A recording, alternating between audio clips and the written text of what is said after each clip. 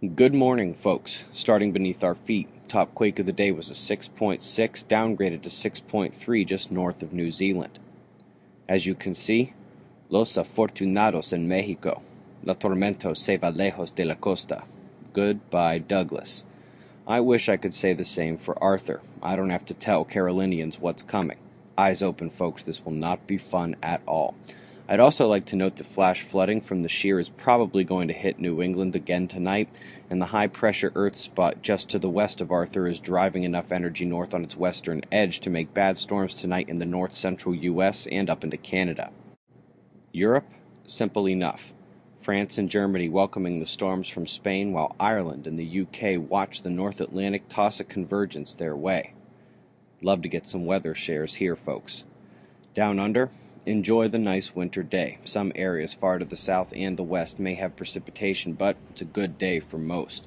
Last weather watch goes out for Japan and the islands to the south, along with a flood watch to the west of it. This system is predicted to weaken. The only question is, how much? Solar flaring?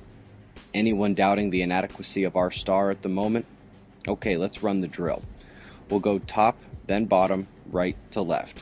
As you can see, the umbras are smaller up north and completely spread magnetically. Beta groupings have both polarities, but separate them into groups of like polarity.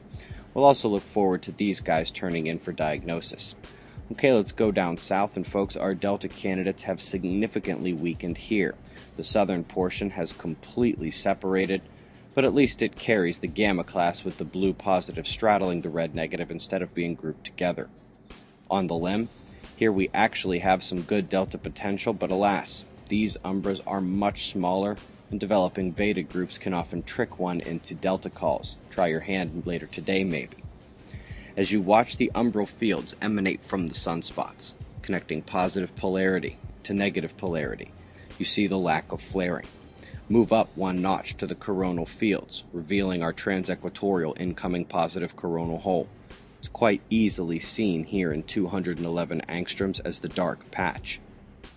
Its force is moderate only according to ISWA, but we should take something from the event, even if only minor. Frankly, despite the sunspots, my top watch for a geoeffective eruption today are those thin, dark plasma filaments out ahead of the sunspots and directly facing Earth. They've been more likely to erupt lately. Lastly, folks, yet another astronaut calling out global warming. I must say, this article is much harsher than even we are on the topic. I do recommend you hear a logical centrist side of the story. Click Suspicious Observers anywhere on the YouTube page and you'll get to our channel homepage. Scrolling down past the daily videos brings up our playlists. If you haven't seen them, I'll just say I made these for a good reason. The climate change playlist being the focal point today. And if you don't understand that sun stuff I was talking about, watch the Sun series. You'll catch up in a snap. Eyes open. No fear. It's 6:05 a.m. Eastern Time, and that's the news. Be safe, everyone.